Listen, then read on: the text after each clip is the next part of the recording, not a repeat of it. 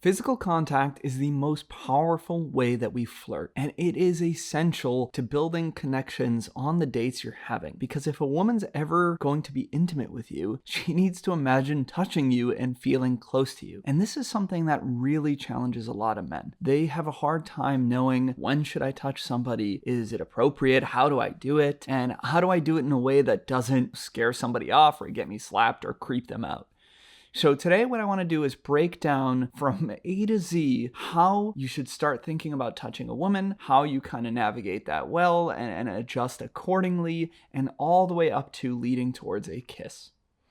And so the first thing I just want to talk about is mindset. You have to think about physical contact not as an objective. This isn't something you're supposed to do because Nick tells you to. It's something you have to want to do. It's something that you have to tell yourself, I want to feel close to this person. I want that level of intimacy. I want to feel our bodies against each other eventually. And I want to be able to embrace this person. Okay? Because if it's something you feel that you're obligated to do, we don't generally want to do it. It has to come from desire and excitement. And accepting that a woman who's interested in you also wants the same. If she's exploring a date with you and she knows she's on that date to see if there's a romantic connection, then with the right person, she also wants to be physical and slowly start to feel that closeness.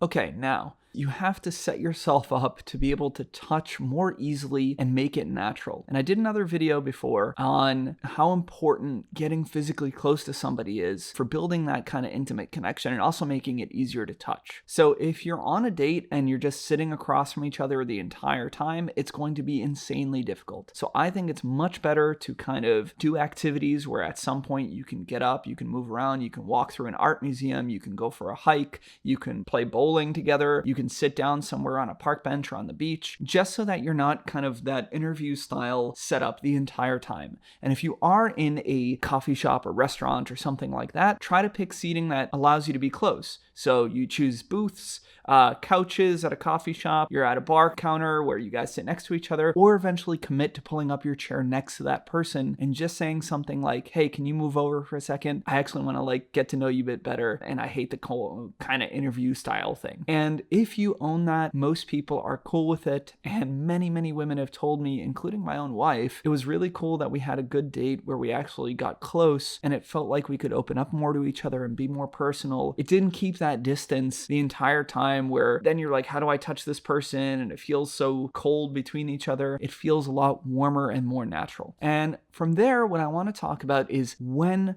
is a good time to start touching women on dates. And I think technically there is no exact answer here, but I find two consistent times that are very good to think about. One is whenever she's opening up to you with something more than small talk. It's a good time to create some physical closeness then, because in those moments, she's being vulnerable with you. She's opening up and showing you who she is. So if she's talking about her ambitions or how she misses her dog back home, or, something about a new friend that's been going wrong in a situation she's in, or an opinion about certain subject she's passionate about, but more than just kind of the surface level, oh yeah, I work here and I studied here, and she's actually opening up. It's a great time to touch because you are reinforcing, I like what I'm hearing. I appreciate what you're sharing with me. I'm finding myself more interested in you. And so when somebody's taking that risk and we're reinforced that it was a risk worth taking, it feels nice and they actually feel accepted and understood by you. The other great time for when to touch is anytime she's sharing positive emotions with you. So she's laughing, she's getting excited, she's getting fired up, her voice is raising, she's being playful or kind of teasing you. Any kind of positive self-expression is a fantastic time to create physical contact, because again, they're saying, I feel great with you right now, and I'm having so much fun. And sometimes a touch reinforces me too, and I feel great about this too, or I want to connect with you further. But also it starts to connect the dots of where a woman says, I feel good around this guy, and now when he's touching me, that also feels nice. And it kind of creates this cycle of positive emotions around being close together and touching each other in the right ways. So those two times of when she's opening up to you or she's sharing positive emotions are always great times to create physical contact. Now you're probably wondering, okay, that's great. I'll recognize those moments, but Nick, how the hell do I do this? Okay, let's get into how to touch properly.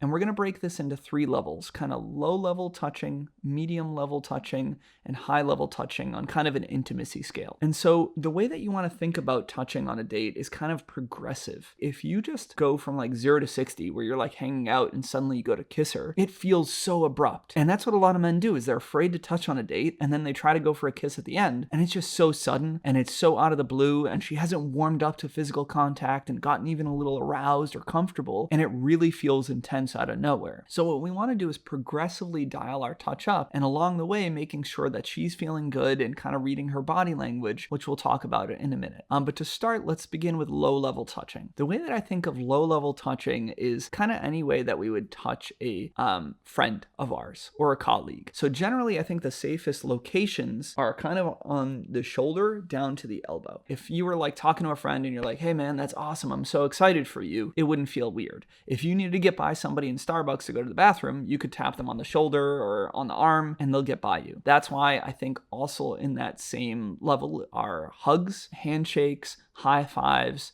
Things of that nature are what we commonly do with friends and acquaintances, and they're generally pretty well accepted. So I think you start a date with a few of those touches. Maybe when you see her, you greet her. I'm a very physical person, so I give like, even if it's like a kind of half hug and like, hey, it's nice to meet you, and give a little bit of a hug. It's kind of been drilled into me from my European parents. Great, that breaks the physical contact barrier. Or maybe, you lean over when you guys are grabbing a drink and you touch her on the shoulder and you're like, hey, what do you want? So let's tie this to when I talked about earlier of when to touch. Maybe she is talking again about her dog and how she misses him. It's totally normal to like put your hand on her shoulder for a couple of seconds and say, oh my God, that sounds terrible. I love my dog. I couldn't imagine being without him. All right. Or she's being playful and, you're calling her out for kind of her nerdy book tastes. And maybe you gently kind of push her on the side of the arm, like, get out of here. Like, that's ridiculous. Like, I can't believe you read that stuff. Okay. It's pretty natural to just create that closeness.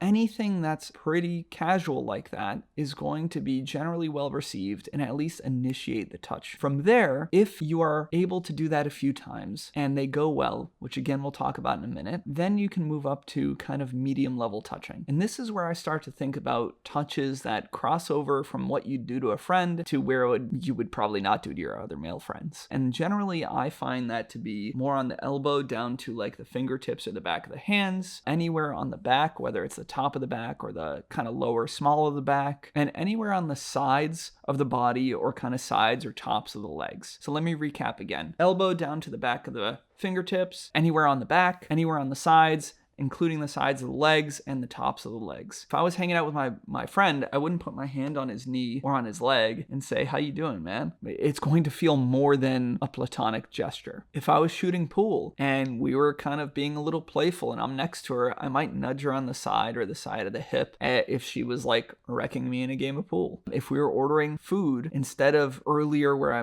touched her on the shoulder, maybe I put my hand on her lower back and I'd say, hey, what do you want to eat? Or what can I grab you? Let's say you're going on a hike and you want to point something out and you put your hand on her back and you're like, hey, look how beautiful the sunlight is, coming through those leaves right now. Or you guys go sit down somewhere on a park bench to drink your coffees and you sit close enough so that when you sit down, the sides of your legs are kind of resting against each other, or as you're talking naturally, they might gently brush up against each other and create a little bit of closeness that way. If you were standing at a bar and talking to somebody, or standing just anywhere and having a conversation, and again, if you're standing at a way where you're close enough so that you're shoulder to shoulder and kind of facing each other there, then maybe as you're talking, the back of your arms are down by hers and they're gently brushing up against hers or leaning up against hers, and even intermittently. And maybe she's opening up to you a little bit about her ambitions, and you kind of put your hand on her knee and you're like, that's so cool, you want to be an entrepreneur. Tell me more about the idea. So at this point, if you are touching her on the small of her back, grazing the back of your forearms while you're talking, you're sitting close so your legs are touching, your hands on her leg, you're doing something and touch her on the side for a second to get her attention. Those are all more forward touches than generally we would do with a friend, and you're starting to signal that interest in her and getting her more comfortable with a personal kind of touch. And so last is kind of high level touching, and that's anywhere that's really, really personal and really intimate on the body. So face, neck, any kind of reproductive organs, her breasts down there, her ass, and generally the insides of the legs or the insides of the thighs. And funny enough, Also holding hands. This is really interesting, but a lot of men try to like hold a hand early on a date for a walk, and what they'll realize is like the woman will pull away, or she'll hold it for a little bit and then she'll like kind of move away and get really uncomfortable, because there's something about holding our hands together. It's very vulnerable. Person can take control of you, and it also feels very romantic and like something we share with somebody that we're already really close with. So I generally don't advise holding hands early on in a first date, because it just is pretty forward actually. So what I want to clarify though is that level of touching you don't need to get into on a first date. I think if you stick to kind of the smaller, low and medium levels of touching, that's plenty. You are at that point signaling I'm interested in you. It is pretty obvious that you're not trying to be friendly. And to be sincere, I think once you do that medium level touching a few times and it seems to be received well, you can probably safely assume she's ready to explore kissing you. And then I would try to eventually make that move from there. You don't need to, again, get into that high level of touching until maybe you guys start to get more into making out or back at your place, and then it progressively escalates from there. And the last piece of advice on how to touch is that also our duration can get a little bit longer as things get more intimate. So at first, when I give a hug, I'm just going to give like a quick casual hug, or like when we're talking, I'll put my hand on her shoulder for a second. I'm never going to tap somebody and move it off. Like, it's okay to let somebody know that you're touching them. You just don't stare at it. You just keep conversing, but you can place your hand for a second. But as we're getting more intimate and close and we're sitting together and maybe I put my hand on her leg, I might rest it there for a few seconds while we're talking. And, she's opening up to me. I'm like, yeah, tell me all about it. And then I'll move my hand away. So at first it might be a second or two of touching. And then later, as you guys get closer and closer, it might be 3, 4, 5 seconds sometimes. So now that's all great. You understand when to touch and how to touch, but how do you know whether or not you should continue through all these levels, right? Should I continue touching her when I'm starting off? Does she want me to proceed or not? So I'm going to also break that down into 3 steps: green light, yellow light, red light. Now, the first thing I want to say is most men expect a green light to basically be when a woman is like, touching you on her own and telling you look so handsome and looking in your eyes and playing with her hair. To be honest, you don't get that a lot of the time. I would say the vast majority, women are going to be way more subtle than that on dates. They're not going to be that forward. And if you're looking for those signs, you are often going to miss out on a lot of other opportunities. If you get them, fantastic. That's like a mega green light. Otherwise, I tend to think of a green light as acceptance of your touches. So if you start to touch a woman on a date and she is facing you and she is still talking to you and she's letting your hand stay there and she seems excited and invested and close, assume you're fine. I think human nature is when we tend to feel uncomfortable, especially with touch, our body language responds accordingly, even unconsciously. So if she seems okay with something, she's leaving your hand there, she's still talking to you, she's still facing you, she's still close, you're probably okay to keep going and work your way up through that next level of intimacy. Okay, so now let's talk about yellow lights. This is where after you start to touch, she is giving you hesitance in her body language. That means you go to touch her and she kind of pulls back. She turns her body so that it makes it more difficult for you to touch, or kind of your hand falls off. Or she intentionally kind of brushes your hand off and moves it off her body. She gets a little bit more closed off, or she takes a step back. All those things are often unconscious responses that we have as humans that are saying, I'm not ready for this and I'm not fully comfortable with this. That doesn't mean completely for the rest of the date necessarily. Sometimes women just need a little bit more time before they feel ready. So again, if she's like turning her body language away or kind of pulling back a little or moving your hand slightly off or closing off, then I would assume, okay, I need to take a pause. She needs more time. I'm going to spend just the next 15, 20, 30 minutes hanging out again. And if the vibe is starting to go well, I'm going to pick back up where I left off and then see how she responds then. If you get another kind of yellow light hesitance response, then I think you need to stop touching for the rest of the date. Okay, unless she goes out of her way to initiate physical contact and touch you and start to like be more forward on her own, then you need to assume, all right, it's not going to happen for this date. I'm just going to chill, hang out, have a good time. And that's fine. Doesn't mean she's necessarily not interested in you. Just everyone has different, comfort levels. Some women are not going to be that physical or go for a kiss on a first date, but that's okay. I think as long as you're showing her at that point, I am respectful of those boundaries. I led with what I wanted. I'm interested in you, but you're kind of signaling those boundaries and I'm taking a break from that. Then you can always try again on the next date that you guys have. Now, last is a red light. And this is basically any verbal confirmation that she is not interested in being touched on this date. So if a woman says something like, hey, I'm not really comfortable with that, or hey, I don't get physical on a first date, or I'm just not ready for that, or anything like that, that is an absolute clear statement that you need to stop, and you basically need to stop for the whole date. Again, unless she initiates, but otherwise, you basically just assume, cool, she's not ready for that. If she changes her mind, awesome, but we'll keep hanging out. So again, green light is kind of acceptance to your touch and still feeling warm and showing you open body language. A yellow light is hesitance, pulling back, closing off a little bit, moving your hand off non-verbally. And a red light is verbal statements around not being touched and not wanting that sort of physical contact. And in those instances, you definitely do not continue. And that's okay. Most women are not going to be upset that you were interested in them and wanted to be close. They understand why you're there. They understand that you're interested in them romantically. What they will be upset about is when you go to make that move and she is telling you she's not into it or not ready, and then you blow by those boundaries. That is absolutely a way to kill your date and basically blow up your chances. If you've done all that, you've recognized the moments when you can touch a woman, when she's opening up to you or laughing, you've slowly gone through that kind of low and medium levels of intimacy, and you've been paying attention to her body language and response, that she seems good with it and she seems receptive to it. This is the moment where you need to say to yourself, she's probably ready to be kissed, and at some point soon in that date, you need to take that next step.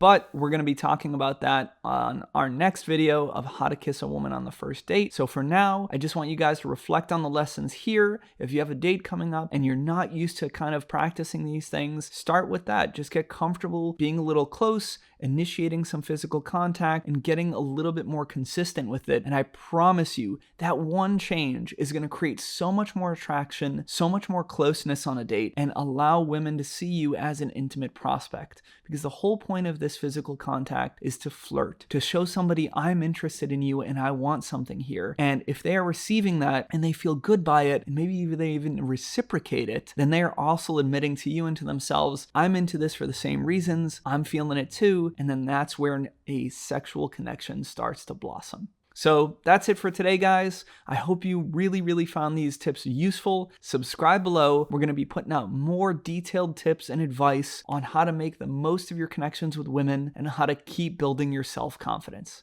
Thanks so much. Talk to you soon.